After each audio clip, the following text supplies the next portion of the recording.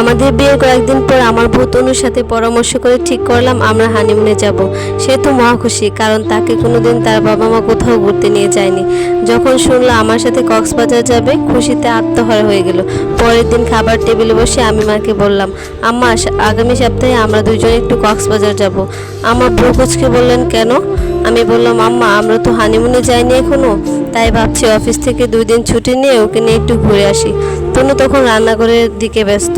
আম্মা কেমন যেন একটু স্বর ভারী করে বলেন, টানিমুনে গিয়ে টাকা নষ্ট করো না, টাকা জমা, বুঝছো? আমি যে জীবনে হানিমুনে যাই নাই, তাতে কি তোমার বাপের সংসার করি নাই? সংসারে কি শান্তির কোনো অভাব ছিল? আমি কি যে বলবো সেটা বুঝে উঠতে পারছিলাম না। মাঝখান থেকে আমার ছোট বোন সাইমা বলে উঠলো, ওয়াও ভাইয়া, আমরাও তো কখনো কক্সবাজার যাই নাই, চলো সবাই মিলে একসাথে যাই। আম্মা তখন বললেন, এটা করা যায়, আমারও একটু রেস্ট হইল। আমি বললাম, একসাথে অনেকগুলো মানুষ গেলে অনেক টাকা লাগবে, আমরা আগে ঘুরে আসি, এরপর সবাই মিলে একসাথে যাব। বোন মন খারাপ করলো। আম্মা কোনো কিছু না বলে তার খাবারের প্লেট নিয়ে রান্নাঘরে চলে গেলেন। মনে হলো রাগ করেছেন। এখানে যে কথাগুলো হলো সেগুলো তনু কিছুই জানতো না।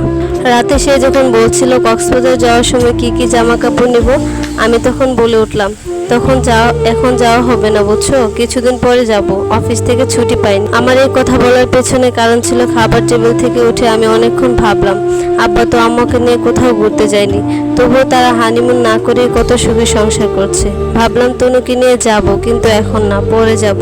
কিন্তু সে পরে আর হলো না। তনু আর কোনোদিন কিছু বলেনি। মায়ের বাড়ি ছাড়া আর কোথাও ঘুরতে যেত না। 2 বছর পর আমাদের প্রথম সন্তান ছেলে হলো। তার 1.5 বছরের পরে আরেকটি কন্যা সন্তান হলো। ছেলে মেয়ের বয়স যখন 4 আর 2.5 বছর, তখন আমার ছোট বোনের বিয়ে হলো। বিয়ে সপ্তাহখানেক পর বোন বাসায় বেড়াতে এলো। আমার মা আর তনু মিলে অনেক কিছু রান্না করলো। বোন আগে এসেছে, বোন জামাই পরে এসে রাতের খাবার খেয়ে ওকে নিয়ে যাবে। ছুটির দিন ছিল, তাই আমিও সারাদিন বাসায় ছিলাম। ভাই বোন আর মা মিলে অনেক গল্প করছিলাম। তখন কথায় কথায় বোন বললো সে আগামী সপ্তাহে জামাই নিয়ে হানিমুনে যাবে। আম্মা বললেন, বেশি করে গরম কাপড় নিস, যে শীত পড়ছে। আমি মাঝখান দিয়ে বললাম, কবে যাবি তোরা? চলো সবাই একসাথে যাই। বোন কিছু বলার আগে মা বললেন, নতুন জামাই বউয়ের সাথে কে যায় রে ঘুরতে? একটু জ্ঞানী কি তোর নাই? আমি একটু নড়ে বসলাম। আমি এমন কি বলে ফেললাম? হঠাৎ বুকের ভেতরটা কেমন যেন মোচড় দিয়ে উঠলো। 6 বছর আগে সেই খাবার টেবিলের দৃশ্যটা হঠাৎ ভেসে উঠলো আমার চোখের সামনে। আমি তনুর চোখে আনন্দ লুকিয়ে দুঃখে রূপান্তর করেছিলাম। মিথ্যে বলেছিলাম অফিস থেকে ছুটি পাইনি বলে। আমি মুখ খুলে কিছু বলতে পারছিলাম না। তনু তখন চুপচাপ পাশে বসে গল্প শুনছিল।